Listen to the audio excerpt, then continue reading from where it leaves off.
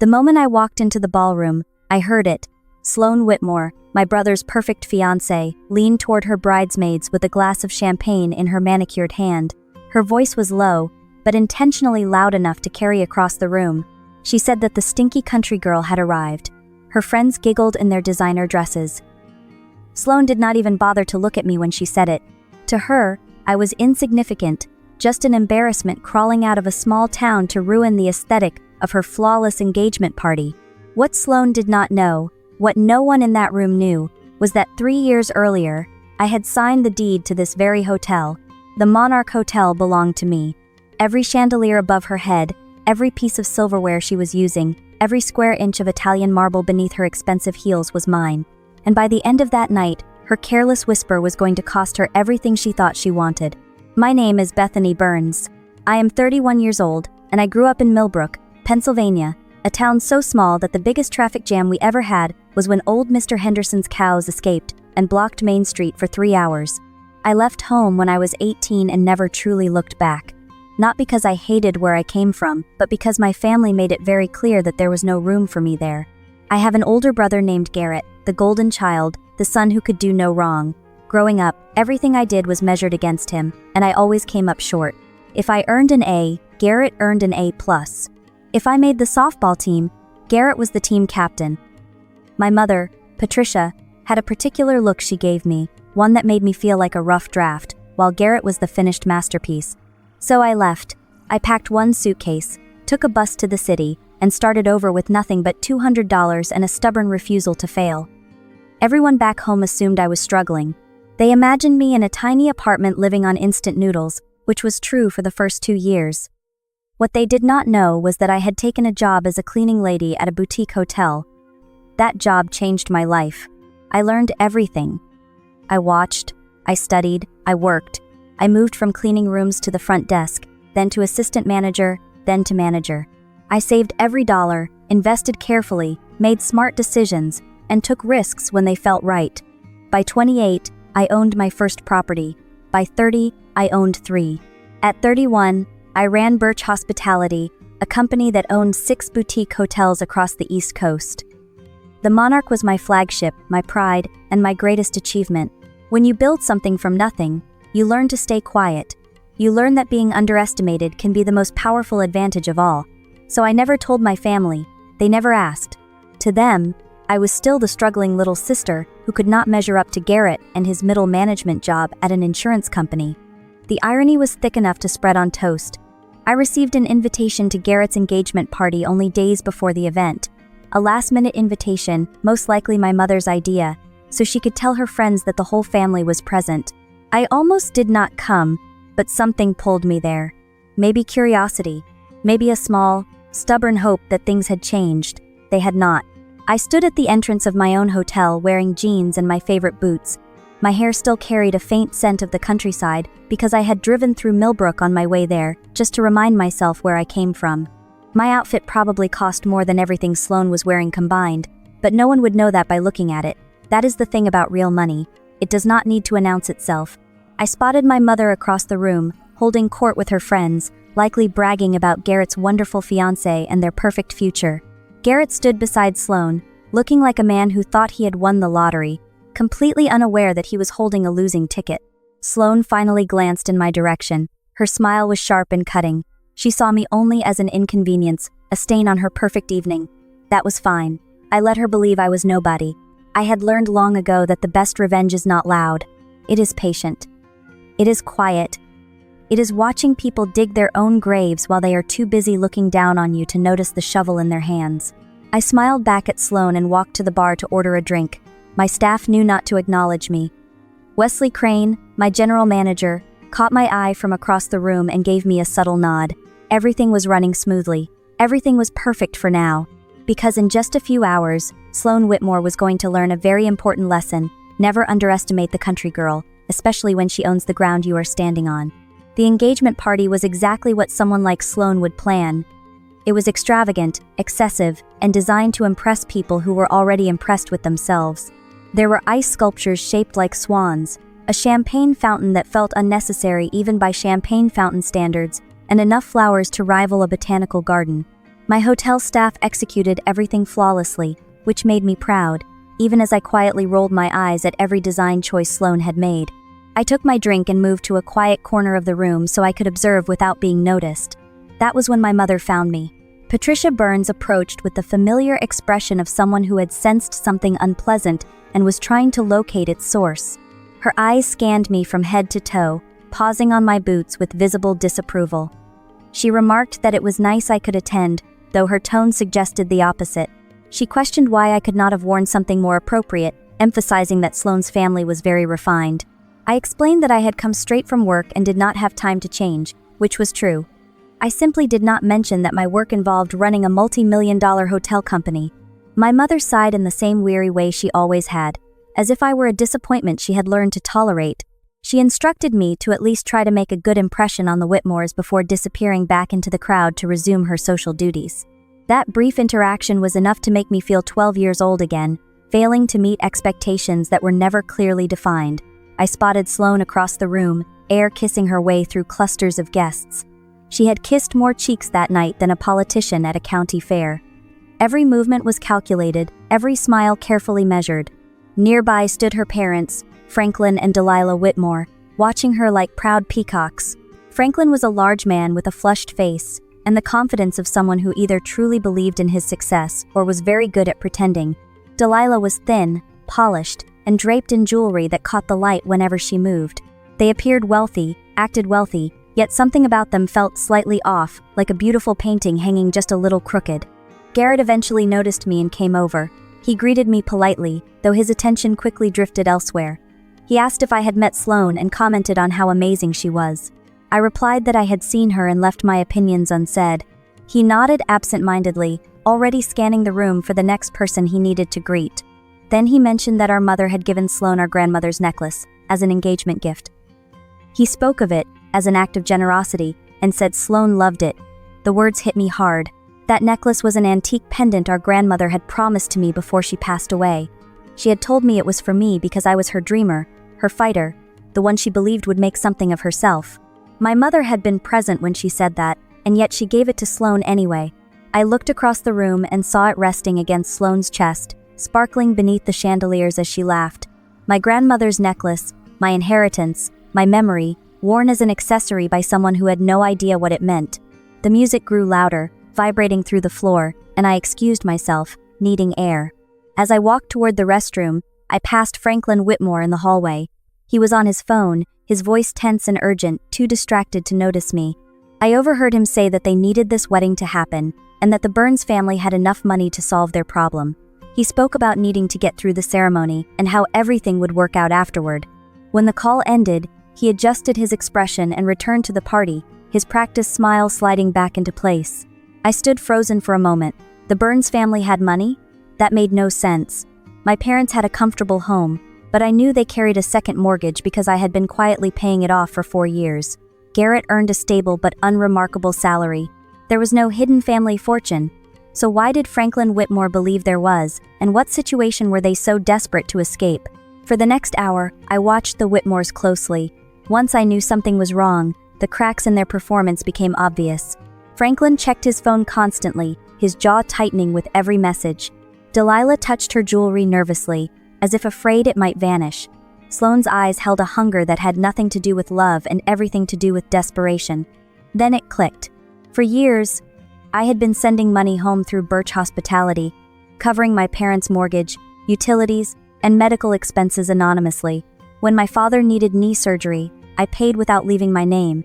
I never wanted credit or gratitude. I only wanted them safe. But my parents did not know it was me.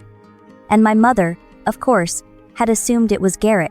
In her version of the story, her golden son was secretly supporting the family, proving her belief in him was justified. She must have bragged about his generosity, his success, the sacrifices he made. The money I earned, the work I did, the responsibility I carried had all been attributed to him. The Whitmores had done their research. They saw a house without visible mortgage payments. They heard Patricia speak proudly of her son's finances. They saw what appeared to be a family with hidden wealth and targeted Garrett accordingly. But they were chasing an illusion. There was no fortune, and when the truth came out, my family would be left to face the consequences unless someone intervened. I found Wesley Crane near the service entrance, overseeing the catering staff. When he noticed me, his professional demeanor softened. I asked him quietly to look into the Whitmore family, to find anything he could. Business records, news articles, anything that existed. He did not ask questions. He simply nodded and immediately began making calls. I returned to the party, trying to appear calm. That was when Sloane approached me.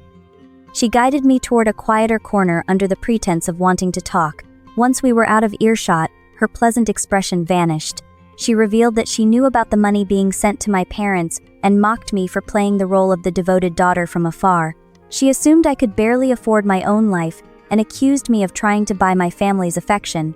She claimed Garrett had told her everything about me, about my jealousy, my resentment, and how the family only tolerated me out of pity. She made it clear she believed marrying into the family would solidify her place, and that everyone would be better off if I simply disappeared. She dismissed me as dead weight and walked away, convinced she had won. I stood there, realizing she believed I was broke, that the money came from Garrett, and that she had no idea who I really was. It was like watching someone brag about a rented car to the person who owned the entire dealership. Moments later, Wesley returned. He handed me a folder, his expression pale. He told me the Whitmores were not just in debt, they were under investigation for fraud. I took the folder and stepped away, knowing that whatever was inside would change everything. I took the folder to my car in the parking garage, needing privacy to absorb what I was reading. The overhead lights flickered as I flipped through the documents, and with every page, the situation became darker. Financial records, court filings, investigative notes. The Whitmores were not simply dishonest. Their entire existence was a lie. Franklin and Delilah Whitmore had been running a long-term fraud operation. Investors were promised lucrative real estate developments that either did not exist or were deliberately overvalued. Early investors were paid with money from newer ones, a classic Ponzi scheme that had been quietly operating for years. Now it was collapsing. Auditors were asking questions. Federal investigators were closing in. This engagement was never about love. It was an escape plan. I began to understand their strategy. They needed legitimacy, stability, and a family that appeared wealthy. They believed marrying their daughter into the Burns family would protect them, or at least give them time to disappear once everything fell apart. What they did not realize was that there was no family fortune to drain. The only money supporting my parents came from me, and I could stop it instantly. Part of me wanted to walk away, to let my mother face the humiliation of her choices, to let Garrett experience the consequences of never seeing me as anything more than an afterthought. But despite everything, they were still my family. Garrett was still the brother who taught me how to ride a bike. My mother was still the woman who stayed up all night when I was sick. Loving people who hurt you is a complicated thing. I decided I could not let the Whitmores destroy my family, even if my family had never protected me. I would expose them, and I would do it carefully. I called my lawyer first. She listened as I explained the situation and promised to verify everything quickly. Then I contacted a forensic accountant I trusted, someone with a talent for uncovering financial deception. I sent her copies of the documents and asked her to dig deeper. While I waited, I sat in my car and watched guests arrive and leave the hotel, unaware of what was unfolding. Less than an hour later, my phone rang. The forensic accountant confirmed my suspicions. The Whitmores were running a textbook Ponzi scheme, but she had found something more disturbing. She traced the pattern back several years and discovered identical fraud cases in another state. Same structure, same behavior, different names. The woman posing as Sloane Whitmore was not Sloane at all. Her real name was Sandra Williams. The people posing as her parents were not related to her. They were partners. This was not their first scheme. It was simply the latest identity. I sat there in stunned silence, realizing how close my brother had come to marrying into a criminal operation. My phone buzzed with a message from Garrett. He said something felt wrong. He mentioned how Sloane avoided questions about her past and how Franklin kept disappearing. He wondered if he was being paranoid. I looked at the message for a long time before responding. Warn him now, and he might warn them. Say nothing, and the truth would surface on its own.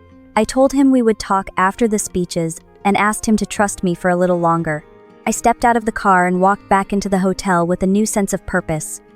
Wesley met me near the service entrance and told me Franklin had been making frantic phone calls all evening. I told him I needed access to the audio-visual system and explained that during the upcoming toast, the guests would be seeing something very different from what they expected. I handed Wesley a flash drive containing scanned documents, court records, financial evidence, and photographs linking Sandra Williams to previous fraud cases. He did not hesitate.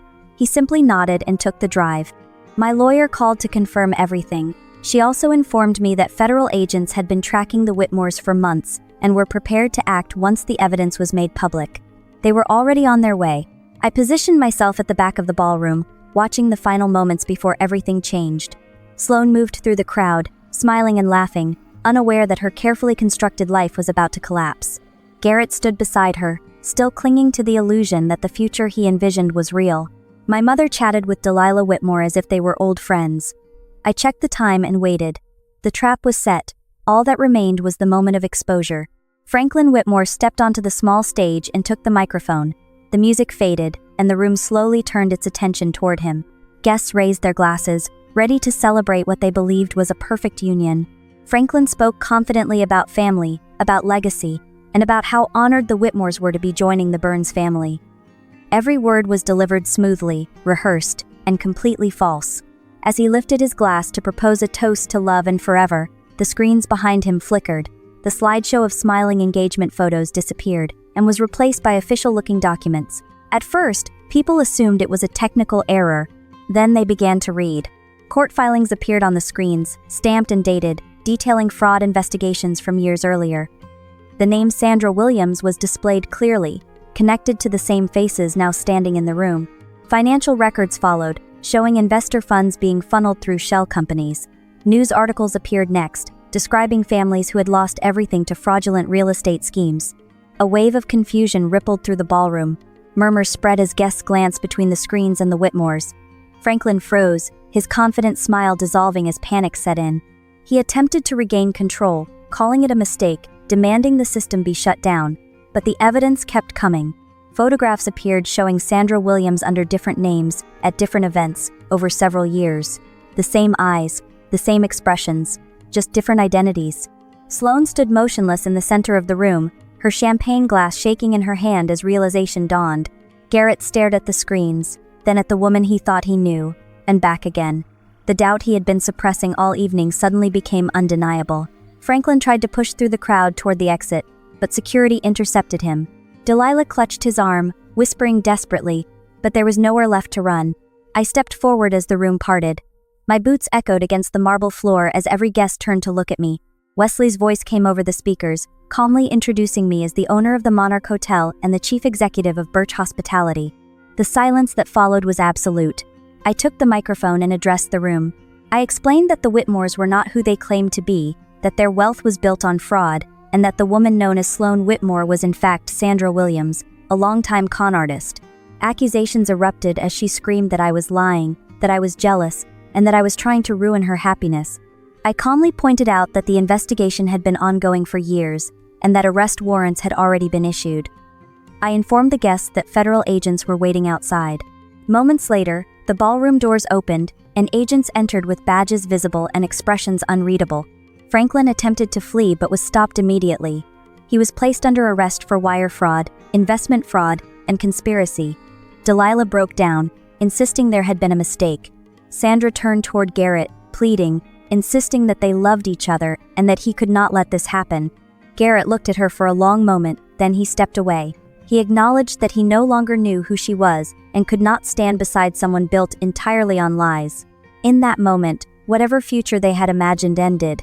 Sandra's desperation turned to rage. She lunged toward me, screaming that I had destroyed her life, that I was supposed to be nothing, just a country girl. Security restrained her as she was escorted out. As she passed, I reminded her quietly that I owned the room she was standing in and paid the salaries of everyone removing her. The guests stood frozen as the Whitmores were led away in handcuffs. What had begun as an engagement party ended as a public unmasking. The illusion shattered in front of everyone. The ballroom remained silent as the Whitmores were escorted out. What had started as a celebration dissolved into disbelief. Guests stood frozen, struggling to process what they had just witnessed. The woman who had been moments away from becoming part of our family was now on her way to federal custody. I broke the silence by reminding everyone that the catering had already been paid for and that there was no reason to waste good food. I told the staff to keep the bar open for anyone who wished to stay. Nervous laughter spread through the room as the music resumed, and slowly, the shock gave way to awkward conversation. Garrett found me near the bar. He looked exhausted, like someone waking up from a nightmare only to realize it had been real. He asked how I knew, how I figured everything out. I told him I listened, I observed, and I paid attention, the things I had learned to do after years of being ignored. He apologized, not casually, not defensively, but sincerely. I told him that sorry was a beginning. My mother approached shortly after. She looked smaller than I had ever seen her, stripped of her confidence. Before she could explain herself, I showed her the records, the mortgage payments, the medical bills, the utilities, years of support that had come from me, not Garrett. I told her I had never wanted recognition, only to help. The truth left her speechless. She said my name softly, as if she were seeing me for the first time. Nearby, the necklace lay on the floor. My grandmother's necklace. Garrett picked it up carefully and placed it in my hand, acknowledging that it had always belonged to me. The weight of it felt right, like something lost had finally been returned. Weeks later, the legal consequences unfolded.